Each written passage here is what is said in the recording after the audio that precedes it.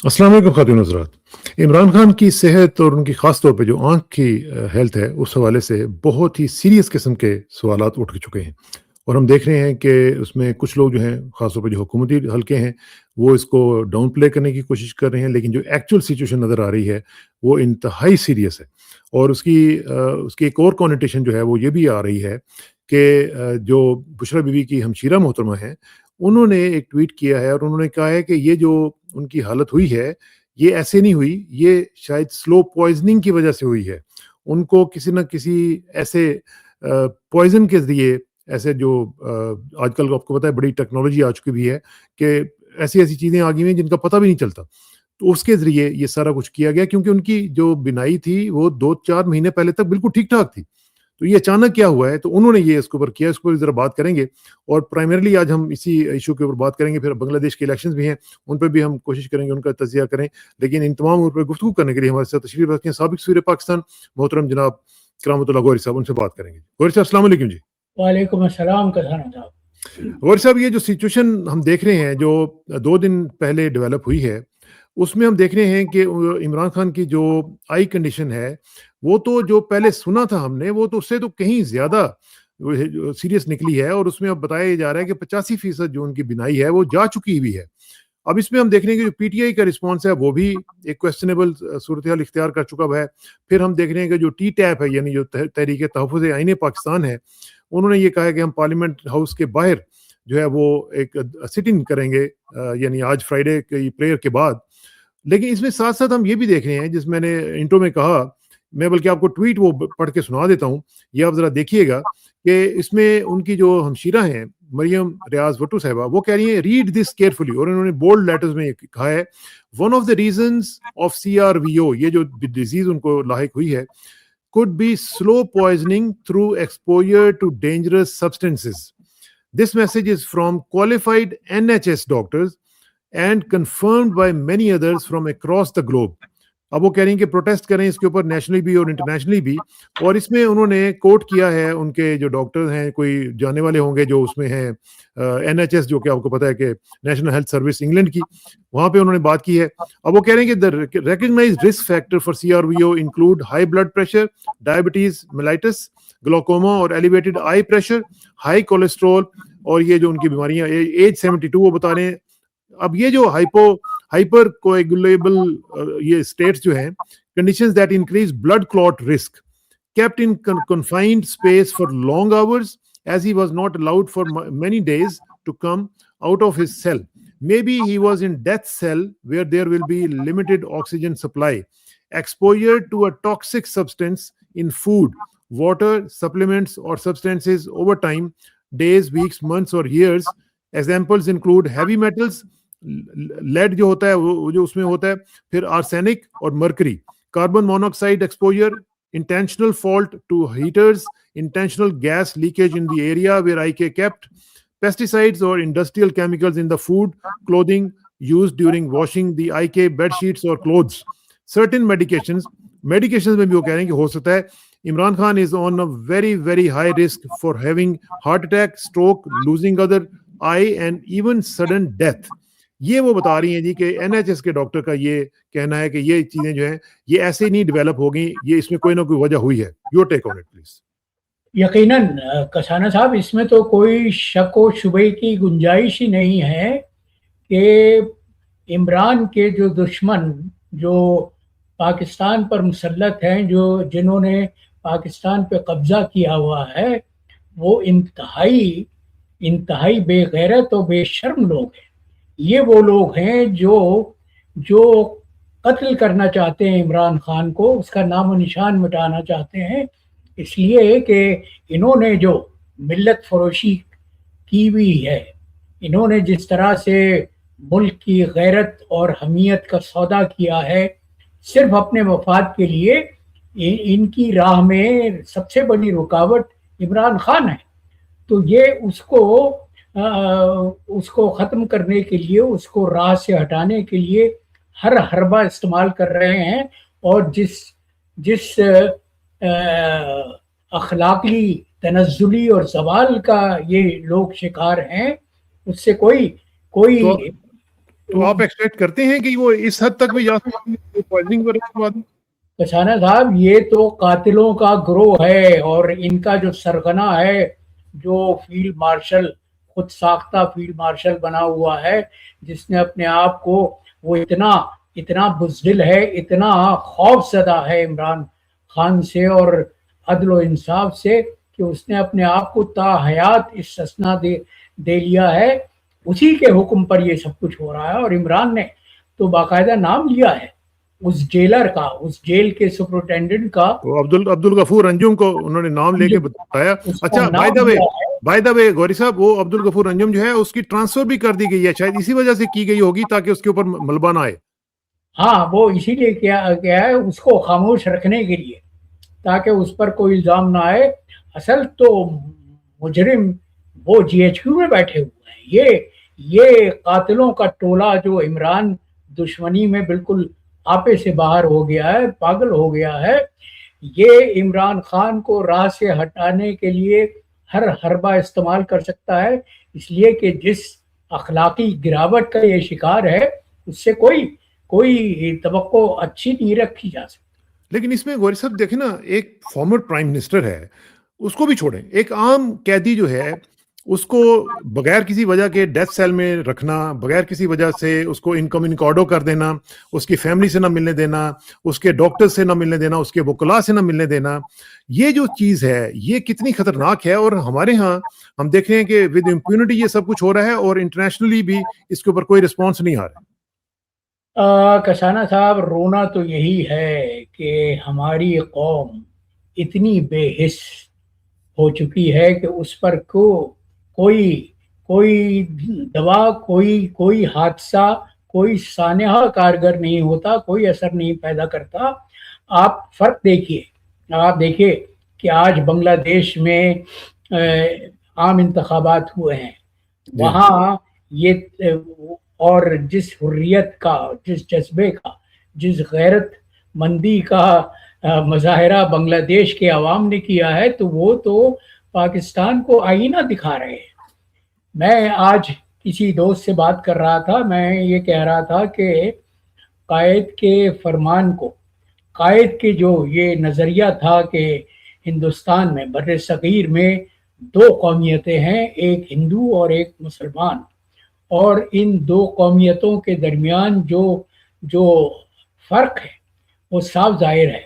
تو اس فرق کو تو ہم نے اپنے رویے سے مٹانا چاہا ہے، لیکن قائد کے فرمان کی، قائد کے نظریے کی اگر کسی نے پاسداری کی ہے تو وہ بنگلہ دیش ہے. بنگلہ دیش نے تو اپنی حریت کے جذبے کا یہ ثبوت دیا کہ انہوں نے اعلان کر دیا کہ وہ بھارت جا کے کرکٹ نہیں کھیلیں گے، اور وہ نہیں کھیلی، وہ اس پر قائم ہے. لیکن ہمارے بے غیرت حکمرانوں کا رویہ آپ نے دیکھا کہ انہوں نے پہلے تو اعلان کیا کہ نہیں، پاکستان اور ہندوستان کا میچ نہیں ہوگا. اس کے بعد وہ جو کہتے ہیں نا کہ اپنے تھوک کو چاٹ لیا، تو اپنا تھوک کو چاٹ لیا یہ اعلان کر کے کہ وزیر اعظم، جو نام نہاد وزیر اعظم ہے، جو کٹ پتلی وزیر اعظم ہے، انہوں نے پاکستان کرکٹ ٹیم کو یہ اجازت دے دی ہے کہ وہ ہندوستان کے ساتھ سری لنکا میں اپنا میچ کھیلے. تو یہ اس سے فرق ظاہر ہوتا ہے غیرت مند قوم کا اور بے غیرت قوم کا. اور پاکستان کو بے غیرت بنانے والے اس کے نام نہاد رہنما ہیں، اس کے قائدین ہیں، جن میں غیرت اور حمیت کا کوئی رمق ہی نہیں ہے. اپنے وہ رپورٹ تو دیکھی ہوگی جو انہوں نے دی ہے، سلمان صفدر صاحب جو ان کے وکیل ہیں، انہوں نے بڑی ڈیٹیلڈ رپورٹ آج دی ہے. اس میں انہوں نے بتایا کہ کس چیزیں طریقے سے یہ سارا کچھ ہوا ہے. اور اس میں ہم دیکھ رہے ہیں کہ ایک بہت ہی بڑا کرمنل نگلیکٹ ہے. وہ کہہ رہے ہیں کہ میں کتنے ہفتوں سے، مہینوں سے ان کو بتاتا چلا آ رہا تھا کہ بھئی میری یہ صورتحال ہو رہی ہے، یہ گڑبڑ ہو رہی ہے. اور اب جو کہ یہ جو مریم نوٹو صاحبہ کا ایک جو ٹویٹ آیا، اس سے تو اب پتہ لگتا ہے کہ جیسے یہ پچھلے 3-4 مہینوں میں یہ ڈیولپ ہوئی ہے یہ چیز. پہلے تو بالکل ٹھیک ٹھاک تھے، ان کی بہنیں بھی ملتی رہی ہیں، سب کچھ ٹھیک ٹھاک تھا. تو یہ اچانک جو ہوا ہے، اس میں کرمنل نگلیکٹ بھی ہمیں نظر آ رہا ہے. اس میں ہمیں جو ساری کی ساری ایک کمپلیسٹی ہے وہ نظر آ رہی ہے حکومتی اداروں کی اور سب کی. اور ہم دیکھ رہے ہیں کہ ٹیمز میں بھی جب وہ لے کے گئے ہیں تو اس کا مطلب یہ تھا کہ اس وقت سچویشن آؤٹ آف کنٹرول ہو چکی تھی, وہ لے کے گئے ہیں. جی یقیناً, اس لیے کہ وہ جو آج میں سلمان اکرم راجہ کی پریس کانفرنس دیکھ رہا تھا, انہوں نے بہت جذباتی تقریر کی اور انہوں نے اقرار کیا کہ وہ قانون دان ہیں, وکیل ہیں, نامور بیرسٹر ہیں, لیکن جو حالات پیدا کر دیے گئے ہیں, جو اس قابض ٹولے نے پاکستان کے لیے اور پاکستانی قوم کے لیے جو نازک صورتحال پیدا کر دی ہے, اس میں کسی بھی پاکستان کی آبرو اور غیرت کا خیال رکھنے والے درد مند پاکستانی کے لیے اپنے جذبات پر قابو رکھنا مشکل ہے. تو سلمان اکرم راجہ نے بڑی تفصیل سے بتایا کہ کس طرح عمران خان کہتے رہے جیل کے سپرنٹینڈنٹ سے کہ ان کی آنکھوں میں مسئلہ پیدا ہو رہا ہے, لیکن وہ کئی ہفتوں تک عمران خان کی آنکھوں میں صرف وہ آئی ڈراپس ڈالتے رہے, اور وہ بھی پتہ نہیں کس طرح کے آئی ڈراپس تھے جو بغیر جو خیر کا کام کرنے کے بجائے شر کا کام کر رہے تھے. اس کے بعد جب صورتحال اتنی نازک ہوئی کہ عمران خان کو پمس ہسپتال لے جانا پڑا, تو اس وقت بھی نہ جانے کن ڈاکٹروں سے عمران کی آنکھ کا علاج کروایا گیا ہے. اب وہ سلمان صفدر نے تو باقاعدہ یہ تجویز پیش کی ہے, اور دیکھیے حیرت کی بات ہے, ہمارے جو بے ضمیر لوگ جو عدالت کی مسندوں پر بیٹھے ہوئے ہیں, سپریم کورٹ سے انہوں نے التجا کی کہ عمران خان کو فوری آئی اسپیشلسٹ سے کو پاس بھیجا جائے, ان کو معائنے کے لیے کہا جائے, لیکن ہماری جو عدالت عالیہ ہے اس کے نزدیک کوئی عجلت کی بات نہیں ہے, کوئی فوری توجہ کا مسئلہ نہیں ہے. لیکن کیا ہماری انہوں نے یہ کہا کہ 16 جنوری سے 16 فروری کو عمران خان کا طبی معائنہ کرایا جائے. اب آپ دیکھیے کہ ایسی نازک صورتحال میں جب عمران کی آنکھ کی فوری طور پر ایکشن لینا چاہیے تھا, روشنی معدوم ہو چکی ہے, غائب ہو چکی ہے, تو اس میں تو فوری کسی لمحے کی تاخیر کے بغیر توجہ دینے کی ضرورت ہے. علاج تو یہ جو ہمارے چیف جسٹس صاحب ہیں, جو جس گھوڑے پہ چڑھتے ہیں اس کا نام تو انہوں نے جسٹس رکھا ہوا ہے, لیکن جس کرسی پہ بیٹھتے ہیں وہاں پہ جسٹس نہیں کرتے ہیں.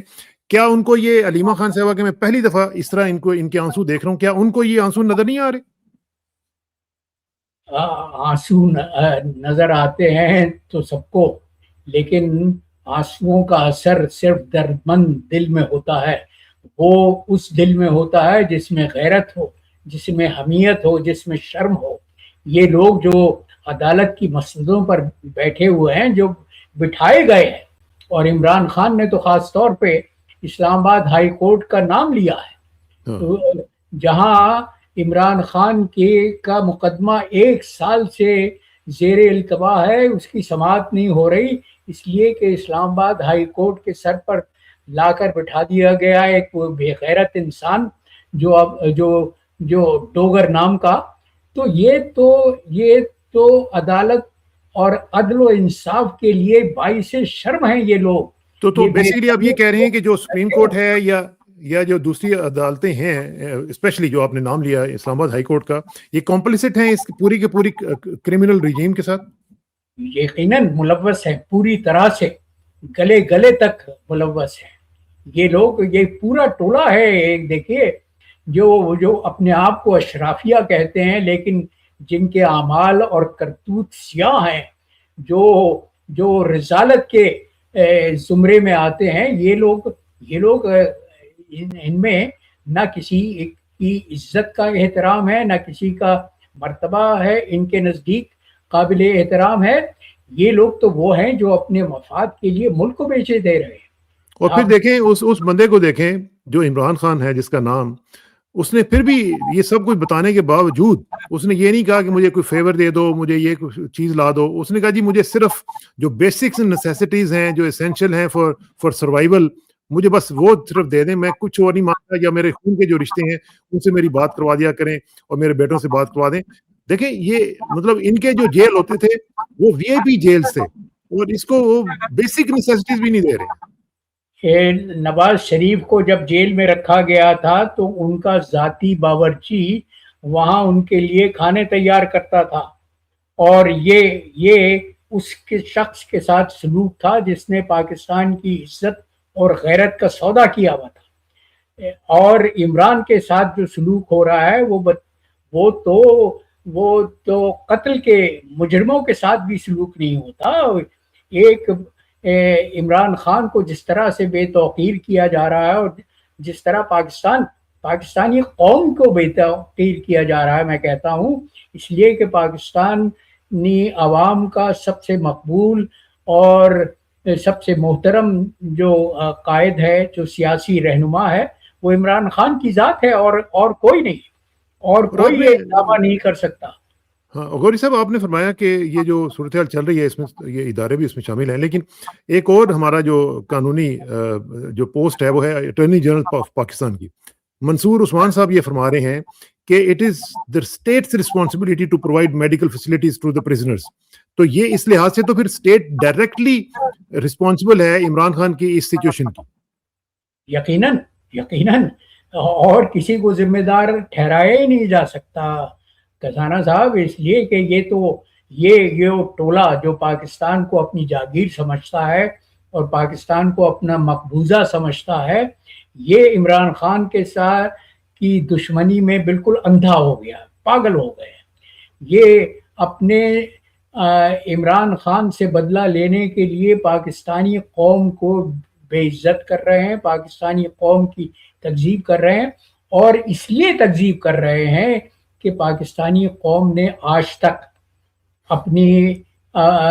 اپنے غیرت مند ہونے کا ثبوت نہیں دیا. دیکھیے ہمارے پڑوس میں چھوٹے چھوٹے ملکوں نے, بنگلہ دیش نے, نیپال نے, سری لنکا جیسے ممالک کے عوام نے, جو ان کو درپیش مسائل تھے, جب ان کی غیرت اور آبرو کا سودا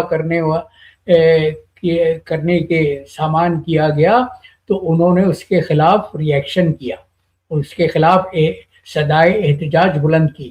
اور سب سے بڑا ثبوت یہ ہے کہ بنگلہ دیش کے حریت پسند جوانوں نے جس طرح سے اپنی ظالم حکومت کو بے بن سے اکھاڑ کے پھینک دیا تھا, وہ تو پاکستان کے لیے ایک مثال ہے. لیکن پاکستانی قوم کی بے حسی ہے جس سے یہ طال آزما فائدہ اٹھا رہے ہیں اور اٹھاتے رہے ہیں. ابھی جو صورتحال ہے اس میں میں نے کل بھی ان کی ایک ہمشیرہ محترمہ کا انٹرویو کیا تھا, نورین آپا کا, اور ان سے بھی بات ہوئی ساری. وہ بہت ہی زیادہ پریشان ہے, فیملی بہت زیادہ پریشان ہے کہ ان کو اندھیرے میں رکھا گیا ہوا ہے, ان کو بتایا نہیں جا رہا, اور ان کو کم از کم یہ تو ان کا حق ہے نا کہ ان کو ڈیلی یا ویکلی کم از کم ایک ہیلتھ بلیٹن ان کا جاری کیا جائے, بتایا جائے کہ ان کی صحت کیسی ہے, اور جو ڈاکٹرز ان کے اپنے ہیں وہ بتائیں تاکہ ان کو ان کے اوپر اعتماد ہو. اب یہ جو صورتحال ہے اس میں غور صاحب یہ بہت ہی سچویشن خراب ہوتی چلی جا رہی ہے. اس میں مجھے بتائیں کہ جو ہم دیکھ رہے ہیں پی ٹی آئی کا جو رویہ ہے, پی ٹی آئی بھی مجھے لگتا ہے کہ بالکل ٹوٹلی کمپرومائز ہو چکی ہوئی ہے, اور وہ بالکل مجھے لگتا ہے کہ وہ بیچ چکے ہوئے ہیں عمران خان کو, اور وہ سمجھتے ہیں کہ ہماری جو یہاں پہ جو آپ کو پتہ ہے پروٹوکولز اور یہ پیسے اور تنخواہیں اور یہ ساری جو پھونپھاں ہوتی ہے وہ چل رہی ہے. اب عمران خان کی خیر ہے, نہیں آتا تو نہ آئے, ہم تو انجوائے کر رہے ہیں نا. تو اس صورتحال میں کیا آپشنز ہیں جی عمران خان کے لیے؟ عمران خان کے لیے تو صرف یہی آپشن ہے, اور عمران اپنے عزم پر ڈٹا ہوا ہے, اس لیے کہ اس کی سیاست تمام تر پاکستان کو اسی کرپشن سے, اسی غلاظت سے پاک کرنے کی ہے جس کا مظاہرہ آپ دیکھ رہے ہیں. تو تحریک انصاف کے جو رہنما ہیں ان کی صفوں میں تو فوج کے جرنیلوں نے اپنے ٹروجن ہارسز بہت عرصے سے گھسائے ہوئے, وہ تو داخل کیے ہوئے ہیں. بالکل دیکھیں نا غوری صاحب, تقریباً 1000 کے قریب ان کے الیکٹڈ آفیشلز اور جو کینڈیڈیٹس ہیں وہ موجود ہیں, ان میں سے کوئی نکلتا ہی نہیں ہے. نہیں, کوئی نہیں نکلتا. اسی لیے اس کا ادراک عمران خان سے بہتر اور کسی کو نہیں ہے. اسی لیے اس نے سینٹ اور قومی اسمبلی میں ان رہنماؤں کو حزب اختلاف کا لیڈر بنایا ہے جو اس کی پارٹی سے تعلق پارٹی نہیں سے ہی نہیں رکھتا. ہے. ہاں ہاں، لیکن یہ عدم اعتماد ہے نا، یہ ان کا عدم اعتماد کا اظہار تھا نا. یقیناً عدم اعتماد ہے. اور وہ اب تحریک انصاف نے تو یہ اعلان نہیں کیا کہ وہ پارلیمان کے سامنے دھرنا دے گی. یہ اعلان کرنے والے بھی محمود خان اچکزئی ہیں جو تحریک تحفظ آئین پاکستان کے رہنما ہیں. تو ایبسلیوٹلی. تو تحریک انصاف کی صفوں میں تو یقیناً فوج کے دلال جو بیٹھے ہوئے ہیں وہ فوج کے جرنیلوں کا کام کر رہے ہیں. وہ عمران خان سے ان کو کوئی ہمدردی نہیں ہے, اچھا، پاکستان سے کوئی ہمدردی نہیں. دوسری چیز یہ ہے کہ ایک طرف تو چلے ہم دیکھتے ہیں کہ جی باقی صوبوں میں تو کریک ڈاؤن ہو رہا ہے. ابھی آپ نے کل پرسوں دیکھا وہ جو سابق ایم این ایز اور جو وہاں پہ لیڈرز تھے ان کو جس طریقے سے ٹارچر کیا گیا, وہ اپنی جسموں پہ وہ نشان دکھا رہے تھے. ایک طرف تو یہ چل رہا ہے, لیکن جو کے پی حکومت جہاں پہ ان کی اپنی حکومت ہے وہاں پہ بھی تو کچھ نہیں کر رہے ہیں. بلکہ کل میں سن رہا تھا کہ وہ کہہ رہے تھے جی ہم عمران خان کی نظر کے جو معاملہ چل رہے ہیں ان کے خلاف پریس کلب کے باہر احتجاج کریں گے.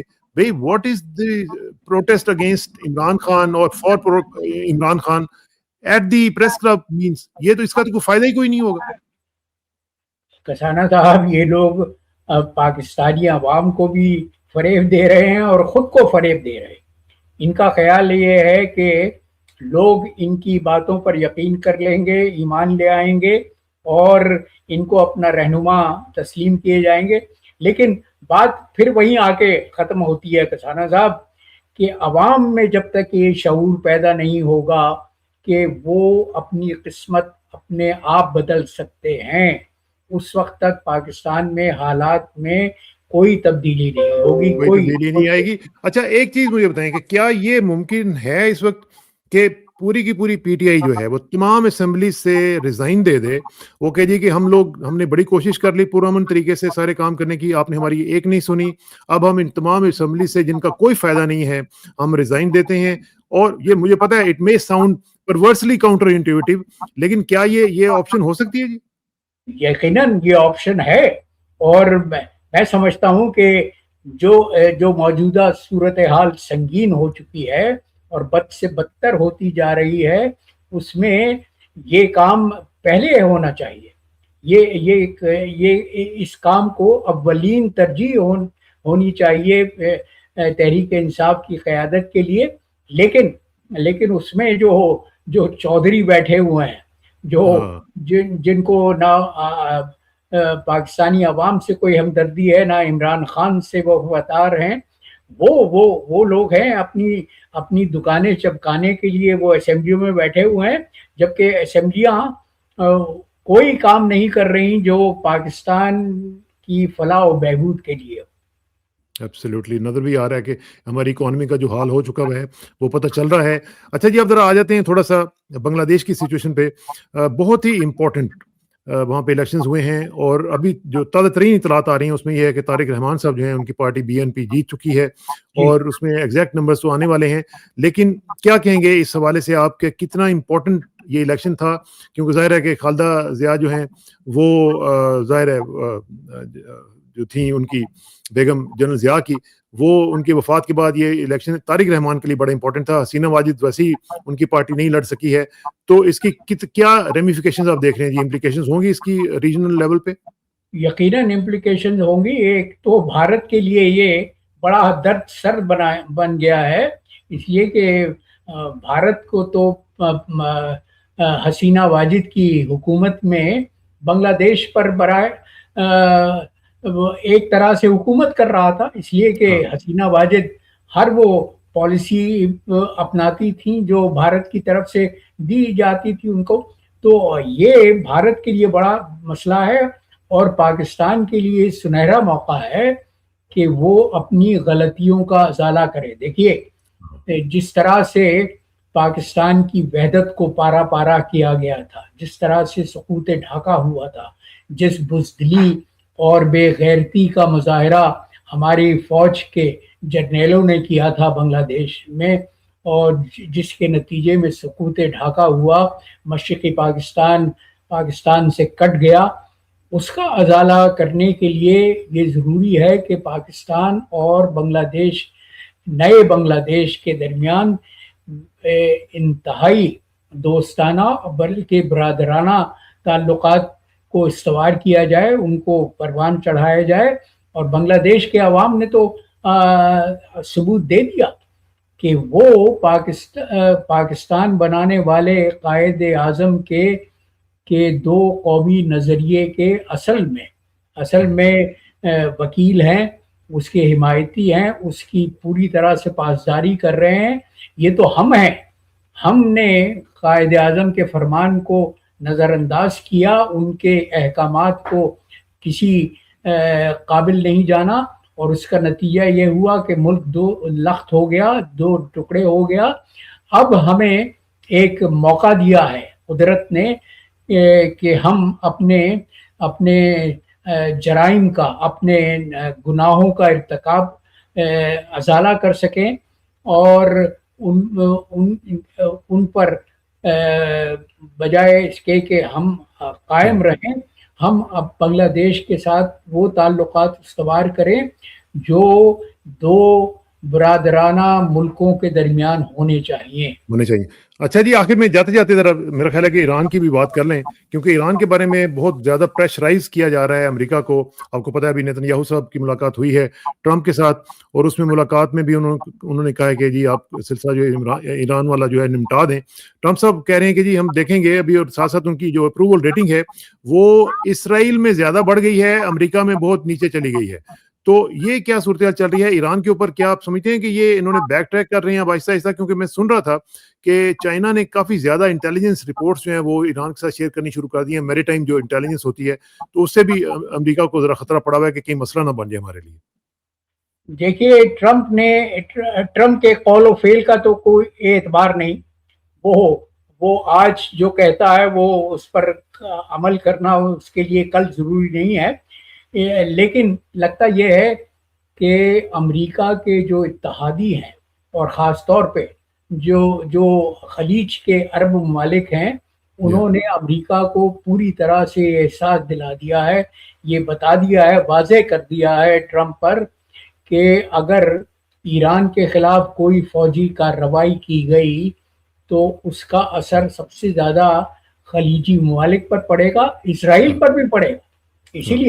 اس لیے اسرائیل کا جو نیتن یاہو جو شیطان وزیر اعظم ہے، وہ دوڑا گیا تھا ٹرمپ سے بات کرنے کے لیے. دیکھیے، اس سے اندازہ ہوتا ہے کہ تعلقات کس حد تک گہرے ہیں ٹرمپ اور نیتن یاہو کے، کہ ایک سال میں یہ 7واں دورہ تھا نیتن یاہو کا ٹرمپ سے ملاقات کرنے کے لیے واشنگٹن کا. تو لیکن اسرائیل کو بھی احساس ہے کہ اگر کوئی امریکہ نے کارروائی کی، عسکری کارروائی کی، تو اس کا نزلہ اسرائیل پر بھی گرے گا. اس لیے کہ وہ آج بھی واشنگٹن سے رخصت ہوتے ہوئے جو نیتن یاہو نے بیان دیا، اس نے یہی اصرار کیا کہ جوہری پروگرام تو الگ رہا، لیکن ایران کے بیلسٹک میزائلز پر بھی پابندی لگائی جائے، ان کو بھی، ان کی رینج بھی اس حد تک کی جائے کہ اس کو وہ ان کے میزائل اسرائیل تک نہ پہنچ سکے. چلیں، اس پہ بات چیت آپ کا بہت بہت شکریہ، آپ کا تجزیہ جاری رہے گا. Thank you very much for your time Gohari صاحب. انشاءاللہ جلدی ملاقات ہوگی. السلام علیکم. انشاءاللہ.